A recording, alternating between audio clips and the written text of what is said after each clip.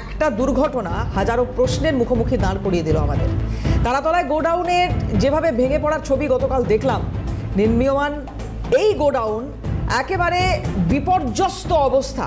ওই এলাকায় এই ধরনের নির্মাণ আরও প্রচুর রয়েছে বলে স্থানীয় মানুষ অভিযোগ করেছেন, এবং এই সমস্ত নির্মাণ হয়েছে তৃণমূল আমলে, এবং প্রত্যেকটি নির্মাণ বেআইনিভাবে হয়েছে এমন অভিযোগ দিনভর আমরা দেখলাম। এবং কাউন্সিলরের বিরুদ্ধে অভিযোগ, মেয়রের বিরুদ্ধে অভিযোগ, একাধিক অভিযোগ। কেন বারবার এই ধরনের ভেঙে পড়ার ঘটনাগুলো শহর কলকাতায় ঘটছে, আর বেশিরভাগই তার মধ্যে তৃণমূল জমানায়। তারাতলায় এই গোডাউন ভেঙে এখনো পর্যন্ত 9 জনের মৃত্যুর খবর পাওয়া যাচ্ছে। ধ্বংসস্তূপ থেকে 29 জনকে উদ্ধার করা হয়েছে, 20 জনের ট্রিটমেন্ট চলছে এই মুহূর্তে। এই ঘটনা পরপর এইভাবে ঘটা, তৃণমূল জমানায় একের পর এক বেআইনি নির্মাণ ভাঙার ঘটনা এবং কখনো দায় চাপিয়ে দেওয়ার চেষ্টা, এগুলো দেখে অভ্যস্ত হয়েছিল রাজ্যবাসী। ঠিক এখানেও এই একই ধরনের ঘটনা ঘটেছে।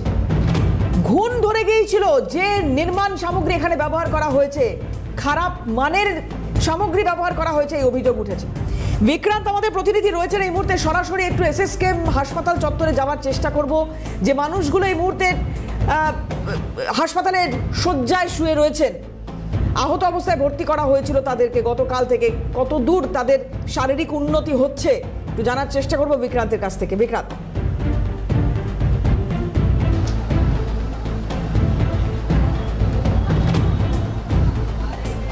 দেখো দেবারতী, এখনো অবধি 9 জনের মৃত্যু ঘটেছে এবং 20 জনের কিন্তু চিকিৎসা চলছে এসএসকেএম হাসপাতালের ট্রমা কেয়ার সেন্টার। এবং 20 জনের মধ্যে যেটা জানা যাচ্ছে 4 জনের অবস্থা কিন্তু সংকটজনক এবং 1 জনের অবস্থা অত্যন্ত সংকটজনক। আমি একটু ছবিটা দেখাতে বলবো, ক্যামেরা পার্সন যে ছবিটা দেখাচ্ছে, এই ট্রমা কেয়ার সেন্টারের ভেতরেই কিন্তু তাদের চিকিৎসা চলছে। 15 জন কিন্তু স্থিতিশীল রয়েছেন, যেমনটা জানালেন স্বাস্থ্যমন্ত্রী শারদা মুখোপাধ্যায়। এর পাশাপাশি আরেকটা ছবি তোমাকে দেখাবো। এই সামনের জায়গায় দেখতে পাচ্ছ, ইনি হচ্ছেন প্রদ্যুৎ মুন্ডা। গতকালকে যখন এই ধ্বংসস্তূপে ঘটনা ঘটে, সেখানে দাঁড়িয়ে তার স্ত্রীও কিন্তু বোধন মুন্ডা, তিনি কিন্তু সেদিন কাজ করছিলেন গতকালকে, এবং তিনি কিন্তু সিসিউতে রয়েছেন, সংকটজনক অবস্থায় রয়েছেন। এবং সেই জায়গা থেকে দাঁড়িয়ে এই প্রদ্যুৎ মুন্ডাই কিন্তু তার স্ত্রী যে কাজ করছিল সেই গামছা দেখে তাকে চিনতে পারেন। এবং এই নীলা দেবী, তিনিও পাশেই রয়েছেন, তিনি কিন্তু গতকাল কাজে যাননি। সেই জায়গাতে দাঁড়িয়ে নীলা দেবীর পরিবর্তে কিন্তু কাজে গিয়েছিলেন এই প্রদ্যুৎ মুন্ডা এবং বোধন মুন্ডা। এবং ভাগ্যের জোরে বলা চলে নীলা দেবী তিনি কিন্তু বেঁচে গেছেন একেবারে। এবং নীলা দেবী আরও একটা অভিযোগ করছিলেন, সেই বিষয়ে জানবো। আগে অভিযোগটা জানিয়ে রাখি যে এর আগে যখন ওই ঘটনাস্থলে ওই নির্মীয়মান বিল্ডিংয়ে তারা কাজ করছিলেন, জল দিচ্ছিলেন, সেই সময় কিন্তু মনে হচ্ছিল যে বিল্ডিং কিন্তু কাঁপছিল, কিন্তু সেই জায়গা থেকে দাঁড়িয়ে পরবর্তী কোনো তারা কিন্তু স্টেপ নেয়নি। আমি সরাসরি নীলা দেবীর কাছে আসবো। নীলা দেবী, আপনি তো বলা চলে একেবারে ভাগ্যের জোরে বেঁচে গেছেন, কিন্তু আপনি যে কথাটা বলছিলেন যে জল দেওয়ার সময় মনে হচ্ছিল যে দুর্ঘটনা প্রবল, এবং যে কিছু বোঝা যাচ্ছিল না, মানে ভ্যারবাটার মেশিনটা চলছিল আর জোর ঢালাই গাড়ির পাইপটাও হচ্ছিল। সেটা তো যখন মালটা দেয় তখন তো একটুই হয়। আমার রোদেতে, মানে গরমের দিন তো রোদেতে জল দিচ্ছিল, আমার মাথাটা কীরকম করছিল, আমি নিচেই নেমে গেছিলাম, কিন্তু আমার ভয় বলে কোনো জিনিস আসেনি। আচ্ছা, যে নির্মাণ সামগ্রী ব্যবহার করা হয়েছে, আপনি তো এর আগেও বহু জায়গায় কাজ করেছেন, নিশ্চয়ই কিছু অভিজ্ঞতা হয়েছে। নির্মাণ সামগ্রী নিয়ে অভিযোগ উঠছে যে খারাপ মানে নির্মাণ সামগ্রী, সেরকম কিছু বোঝা যায়নি, সেরকম কিছু বোঝা যায়নি। গতকালকে যখন দুর্ঘটনা হয়, আপনি তো গতকালকে আপনার কাজে যাওয়ার কথা হয়েছিল, কিন্তু আপনি কাজে যাননি, শরীর খারাপ হয়েছিল, ভাগ্যের জন্য রীতিমতো বেঁচে গেছিলেন। কি আপনার অভিজ্ঞতাটা ঠিক কি? একদিন যাই একদিন যাই নাই, এরকম আমরা ডেলি ট্রাক, আমরা ডেলিতে কাজ করি। ওনাদের যে শ্রমিকরা কাজ করেন, তাদের সিকিউরিটির জন্য কি ব্যবস্থা রয়েছে, বা তাদের জীবনের মূল্য কতটা, যে ঠিকাদার সংস্থার মাধ্যমে এরা কাজ করেন তারা কতটা এদের সিকিউরিটির ব্যবস্থাটা করেন? আচ্ছা, আপনারা এই যে কাজ করেন, আপনাদের কোনো সেফটি সিকিউরিটি বা আপনাদের এই যদি কোনো দুর্ঘটনা কিছু নেই, কোনো বিমা, স্বাস্থ্য বিমা, এই কোনো কিছুই নেই? শুধুমাত্র আসেন, মানে কত টাকা বিনিময়? আসি বাস। কত টাকা বিনিময়? 450 টাকা। এছাড়া কোনো রকম কোনো সুবিধা, কোনো সুবিধাই নেই। আপনারা এই বিষয়টা নিয়ে যাদের হয়ে আপনারা কাজ করেন সেই সংস্থাকে জানিয়েছিলেন, কথা বলেছিলেন, কি উত্তর পেয়েছিলেন? না, আমাদের কিছুই ওরকম কোনো সমস্যা কিছুই দেয় না। আমরা ওই সকালবেলায় কাজে গেলে বিকেলবেলা আমাদের 450 টাকা করে দিয়ে দেয়, বাস এটি। 75 আছে, এবারে 75 করেছে, 75 আছে, কারো 500 আছে, যে যেরকম কাজ করে তার সেরকম পয়সা। বেশিরভাগই কি বাইরের রাজ্য থেকে আসে? সব বাইরের থেকে। আপনারা তো এই তালতা আমি কলকাতাতে আছি, আর বাকি যত লোক আসতো সব বাইরের লোক আসতো। অর্থাৎ তুমি শুনতে পেলে যে কোনো রকম সেফটি সিকিউরিটির কোনো ব্যবস্থা নেই। আমি একটু তার পাশাপাশি প্রত্যুৎ মুন্ডার কাছে যাব, কারণ কালকে যে ঘটনাস্থল, সেই ঘটনাস্থলে যখন সবাই তাদের পরিজনকে খুঁজছে, তিনিও হন্যে হয়ে খুঁজছিলেন, কোনো রকম তার আওয়াজ পাচ্ছিলেন না সবার, কিন্তু সেই সময় তার স্ত্রী বিক্রান্ত, আমি আপাতত তোমাকে ধন্যবাদ জানাচ্ছি। কথা বলছিলাম বিক্রান্ত রানাদের সঙ্গে, ছিলেন সরাসরি এসএসকেএম থেকে। আর এই মুহূর্তে একবার ঘটনাস্থলের দিকে নজর রাখবো। অভিরূপা আমাদের সঙ্গে রয়েছেন, আমাদের আরেক প্রতিনিধি। চলে যাবো অভিরূপার কাছে। অভিরূপা, আপডেট কি পাচ্ছ?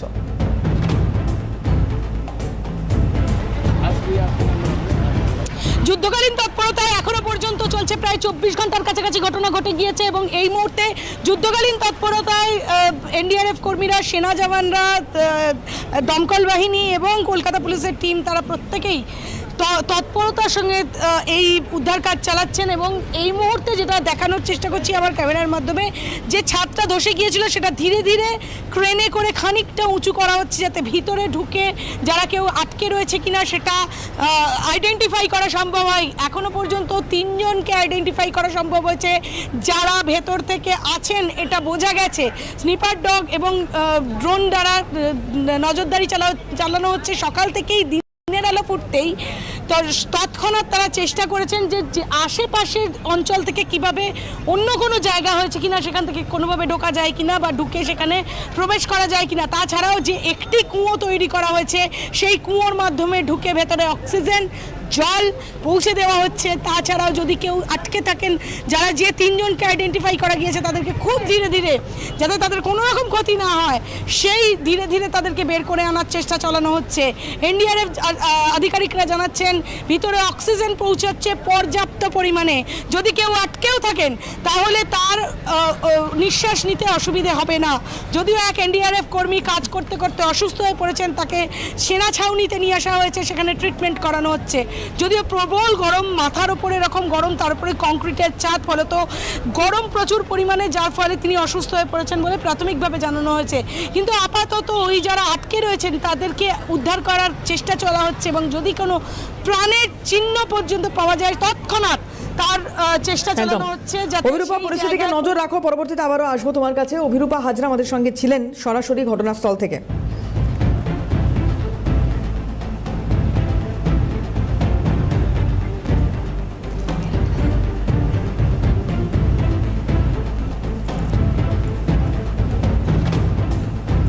বিপর্যয় মোকাবিলা বিশেষজ্ঞ প্রদীপ্ত ঘোষাল আমাদের সঙ্গে রয়েছেন এই মুহূর্তে সরাসরি। প্রদীপ্তবাবু, আপনাকে স্বাগত জানাই।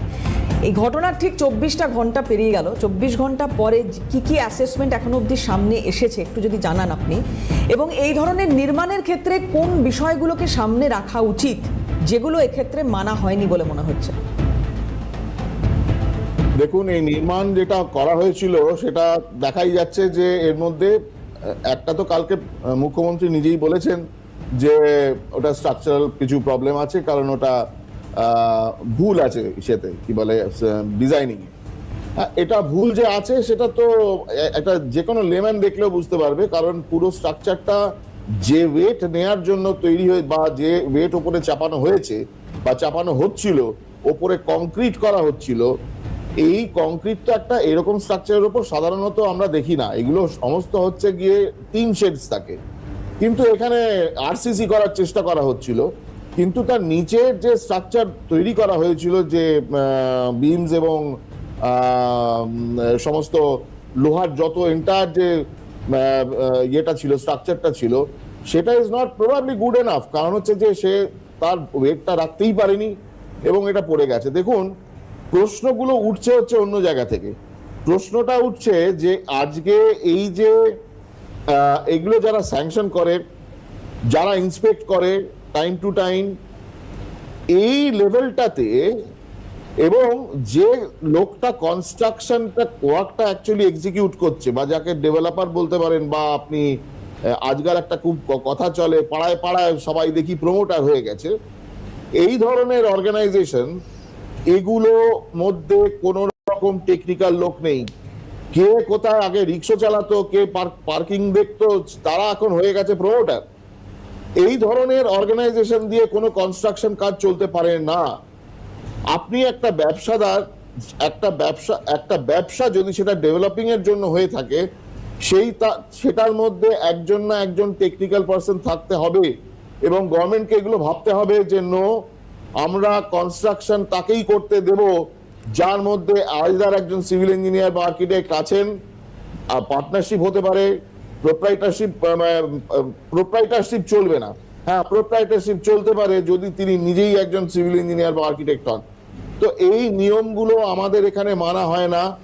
যে কোনো লোক নেমে পড়ছে কনস্ট্রাকশন করবে বলে, এত বড় একটা শেড, 3টে তলা, তার কোন রকম মানে ডিজাইনিং এর ধার ধারেনি, কি কারণে করেনি, সেটা কস্ট কমানোর জন্য নাকি না বুঝে করেছে, যে কারণেই করে থাকুক, এতগুলো লোকের প্রাণ গেল, আর এতগুলো লোকের মানে ইনজিওর্ড হয়েছে, আরো কত প্রাণ যাবে আমি জানি না। এখন ঘটনা হচ্ছে যে এই ধরনের কনস্ট্রাকশন তো সারা কলকাতা শহরে ছড়িয়ে আছে, এবং এটা একটা আগেকার দিনে আমরা দেখতাম যারা এই ধরনের বাড়িগুলো বানাতো, যারা যে কোনো বাড়ি বানাতো, সেটা একটা 2তলা হোক, 4তলা হোক, 15 তলা হোক, 20 তলা হোক, দে আর অল টেকনিক্যাল পিপল। তারা ব্যবসাদার হয়েছে ঠিকই, কিন্তু তারা তাদের টেকনিক্যাল ব্যাকগ্রাউন্ড আছে বলে তারা হয়েছে। এখন তো মানে পাড়ার এলি তেলি মুভি শুনছি প্রমোটারি বিজনেস করছে, হ্যাঁ, অমুক মানে কি ডেভেলপিং করছে। এরা কারা? এইসব লোকদের কে নামিয়ে দিল? আর কাদের কে স্যাংশন দিচ্ছে? একটা নামে একটা থার্ড পার্টি আর্কিটেক্ট, সে খালি সই করে, চিনি হয়তো জানো না। আর এইখানে আমাদের এই যে সমস্ত আমাদের মিউনিসিপ্যালিটি, আমাদের কর্পোরেশনস, পঞ্চায়েত, এদের যে বিল্ডিং আমি প্রদীপ্ত, আমি এখানে একটু আপনাকে বিরত করব। আমি এই জায়গাটাতেই ঠিক আসতে চাইছিলাম, যেটা আপনি এখানে ফোকাস করতে চাইছেন। একটা সিন্ডিকেট মডেলের কথা আমরা বলছি, আমরা সেটা দেখাচ্ছি ওই মুহূর্তে আমাদের টেলিভিশন স্ক্রিনে। সিন্ডিকেট একটা মডেল চলার কথা আমরা বলেছিলাম। যে কোনো এই ধরনের কনস্ট্রাকশন যারা করছেন, ধরুন যদি ঠিকাদার লাভ দেখতে চায়, তাহলে তার পক্ষে কি করা সম্ভব? যে সে খারাপ মানের সামগ্রী দেবে, এটা খুব স্বাভাবিক ঘটনা হয়ে গিয়েছিল একটা সময় পর্যন্ত। কারণ তাকে তো টাকা খাওয়াতে হচ্ছে কাউন্সিলরকে, তাকে তো টাকা খাওয়াতে হচ্ছে ওই পাড়ার যারা গুন্ডা মস্তান দাদা ইত্যাদিদের। তো ফলে তার যদি নিজের লাভটা তাকে রাখতে হয়, তখন তো নিম্নমানের সামগ্রী তাকে দিতেই হবে। মানে যদি 1 বস্তা সিমেন্ট থাকে, তার সঙ্গে 4 বস্তা বালি মেশাতেই হবে। এটা কি এখানে হয়ে থাকতে পারে? প্রদীপ্ত বাবু, কি মনে হয়? দেখুন, এখানে হয়ে থাকতে পারে হচ্ছে গিয়ে, ধরুন আজকে আপনার যে সাইজের বিম দেওয়ার কথা, তার যত গেজ হওয়ার কথা, তার যত বাই যত হওয়ার কথা, সেই বিমটা যদি সে কম্প্রোমাইজ করে থাকে, তার চেয়ে কম দিয়ে থাকে, তার উপরে সে আরসিসি করবার চেষ্টা করে ছাদে, এবং সে বেডটা একই রেখে দেয়, তাহলে কি করে হবে? তাহলে তো আপনার তলাটাই তো ভুল, আপনার তলাটাই তো লোড বিয়ারিং নয়। তো লোড বিয়ারিং করতে নিতে পারেনি। এখন তিনি যদি ওই, কারণ স্ট্রাকচারটা তো অরিজিনালি লোহার স্ট্রাকচার, তো সুতরাং আজকে জয় স্টার বিমস এর স্ট্রাকচার, তো আজকে সেইগুলো যদি ঠিক পরিমাণে না হয়, বা যেটা কনস্ট্রাকশন হয়েছে সেই অনুযায়ী যদি রুফিংটা হতো, তাহলে আজকে এক্সট্রা ওয়েটটা উপরে পড়তো না। উপরে অত মোটা একটা আরসিসি হয়েছে, সেই আরসিসিটা কন্টিনিউ করছিল, আমার মনে হচ্ছে সেটারই কাজ চলছিল। তার মানে তো প্রদীপ্ত, আপনি যে কথা বলছেন, না এই মানে এই অঙ্কটা জানা লোক আছে, না এই টেকনিক জানা লোক আছে, না এটাকে নজরদারি প্রপার করার মতো লোক ছিল এতদিন। তাহলে এই ধরনের নির্মাণগুলো হয়েছে কি করে? যিনি করবেন, হ্যাঁ, যিনি কনস্ট্রাকশন করবেন, তার একটা নলেজ বেস। আচ্ছা, সেকেন্ড হচ্ছে ইন্সপেকশনটা কোথায়? আজকে এক একটা স্টেজে ধরুন একটা করে ফ্লোর হচ্ছে, বা একটা সার্টেন হাইট অবধি রিচ করবার পর একটা ইন্সপেকশন হওয়ার কথা। আজকে এই ডিপার্টমেন্টস, বিল্ডিং ডিপার্টমেন্টস, এগুলো হচ্ছে ঘুঘুর বাসা। আপনি গিয়ে দেখবেন কাউন্সিলরের সামনে বা ইসের সামনে, কি বলে, এই সমস্ত যারা এই বড় চেয়ারম্যান ইত্যাদি, তারা যেখানে সমস্ত ওই পার্টির কাজ টাজ বা তাদের কোনো অফিসে বসেন, তার মুখের সামনে একজন অ্যাসিস্ট্যান্ট ইঞ্জিনিয়ার বসে থাকে। তাদের কাজ নাকি বিল্ডিং ডিপার্টমেন্টের? কেন তারা গিয়ে বসে থাকবেন ওই সব কাউন্সিলরদের মুখের দিকে তাকিয়ে? কি কারণে তারা ওখানে বসে থাকে? এই যে এই যে প্রদীপ্তদা, একটা তথ্য আপনি বলার পরে আরো একটা বিষয় এখানে একটা তথ্য আমরা পাচ্ছি, সেটা হচ্ছে যে আগে তো নিচ থেকে, মানে ঢালাইটা তো নিচ থেকে যদি আমি শুরু করতে চাই, এখানে যেটা দেখা যাচ্ছে যে নিয়ম যদি হয় নিচ থেকে ওপর, এখানে করা হচ্ছিল ওপর থেকে নিচ, মানে নিচটাকে মজবুত না করে ওপরটাকে আগে ঢালাইয়ের কাজ। এটা কি বিজ্ঞানসম্মত? এটা কোনোদিনই বিজ্ঞানসম্মত, এটা কখনো হতে পারে না। আমি শুনুন, তাহলে তো ভাঙবে। আশপাশেও বাড়ি দেখছেন, একটা জিনিস কি নিচ থেকে ওপরে তৈরি হয় না ওপর থেকে নিচে তৈরি হয়? আজকে আপনি ধরুন আপনি এক খাঁচাটা তৈরি করেছেন, আমি মেনে নিচ্ছি যে আপনি তো একটা স্টিলের খাঁচা তৈরি করেছেন, তো স্টিলের খাঁচা তৈরি করেছেন, সেটা কি বেসের উপর বসে আছে, সেই বেসটা এনাফ কিনা, আপনি ওপরে যতটা ওয়েট আপনি তার উপরে 5 কিলো একটা ওয়েট দেবেন, তা আপনি তো ফার্স্ট দেখবেন যে আপনার মাটিটা 5 কিলো ওয়েট নেওয়ার মতন এবং তার সঙ্গে খাঁচাটা মিলালে যত হয় সেই ওয়েটটা নিতে পারবে কিনা, সেটা এক। দ্বিতীয়ত হচ্ছে আপনি যে খাঁচাটা বানিয়েছেন সেটার উপরে যে ওয়েটটা দিচ্ছেন সেই খাঁচাটাই এটাল ওয়েটটা নিতে পারবে কিনা। তো সুতরাং এখানে দুটোই ফেল করেছে। এক তো হচ্ছে নিচে আমার ধারণা নিচে গ্রাউন্ড ফেলিয়ারও আছে, আর স্টিলের যে বিমস বা স্ট্রাকচার যেগুলো তৈরি করা হয়েছে সেগুলো পর্যাপ্ত পরিমাণ নয় যে ওপরে একটা আরসিসি চড়ানো যেতে পারে। তো এই আরসিসিটা চড়ানোর সময় ঘটনাটা ঘটেছে কিন্তু। আচ্ছা, বেশ, আমি একটু আপনাকে সঙ্গে থাকার অনুরোধ করব। প্রদীপ্তদা, আমরা কথা বলেছিলাম এর আগে স্ট্রাকচারাল ইঞ্জিনিয়ার পার্থপ্রতিম বিশ্বাসের সঙ্গে, তিনি ঠিক কি জানিয়েছিলেন এই বিষয়ে একটু শোনাবো আপনাদের, দেখুন। সেই দুর্ভাগ্যজনক ঘটনার সাক্ষী রইলাম আমরা, এই রাজ্যের মানুষ, 5 জন মানুষের প্রাণ গেল একটা নির্মাণ কাঠামোর বিপর্যয়ের ফলে। বারবার যে বিষয়টা সামনে আসছে, একটা নির্মাণ শুরু হওয়ার আগে সেই নির্মাণের নকশা, একটা ত্রুটিমুক্ত নকশা, সেটা প্রস্তুত করা উচিত এবং সেটা should be approve by appropriate authority, মানে এক্ষেত্রে কলকাতা মিউনিসিপ্যাল কর্পোরেশন, তাদের হচ্ছে যে অ্যাপ্রুভ করার কথা একটা ত্রুটিমুক্ত নকশা। কিন্তু এখন যা বোঝা যাচ্ছে যে সেই নকশাতেও হচ্ছে যে ত্রুটি ছিল, ফলে সেই ত্রুটির ধরন কি আর একটু ডিটেলে খুঁজলে বোঝা যাবে যে স্ট্রাকচারাল ডিজাইন ড্রয়িং আদৌ ছিল কিনা, সয়েল টেস্ট হয়েছিল কিনা। এই জিনিসগুলো মানে আবশ্যিক একটা প্রজেক্ট শুরু করার আগে। কলকাতার মতো শহর, সামগ্রীর মান নিয়ে একটা প্রশ্ন ওঠে, কনস্ট্রাকশন মেটেরিয়াল সেটা আদৌ আপ টু দ্য মার্ক ছিল কিনা। এখানে স্টিল স্ট্রাকচার, যদি মানের সাথে কম্প্রোমাইজ করা হয় একটাই কারণের জন্য, কস্ট কাটিল করার জন্য, এবং আর একটা হয় যে এই ধরনের সিন্ডিকেট ইত্যাদি যা কলকাতা শহরে আমরা শুনে অভ্যস্ত, এইসব যদি স্টিল আপনি কোনো মানে ব্র্যান্ডেড ম্যানুফ্যাকচারার থেকে না নিয়ে আপনি যদি পাড়ার সিন্ডিকেটদের থেকে নিতে হয়, তাহলে আপনাকে সেখানে হবে কম্প্রোমাইজ হবে। মানুষ ট্যাক্স দিয়ে একটা শহরে থাকবেন, পাড়ায় থাকবেন, বাড়িতে থাকবেন, সুরক্ষিত একটা শহরে, নিরাপদ শহরে, সেটাকে এনশিওর করবে পুরো প্রশাসন, সেটা এনশিওর করবে জনপ্রতিনিধিরা। তাহলে তারা যদি সেটা করতে না পারেন, তাহলে বলবো যে এই ব্যর্থতার দায় তাদেরও কোনো অংশে কম নয়।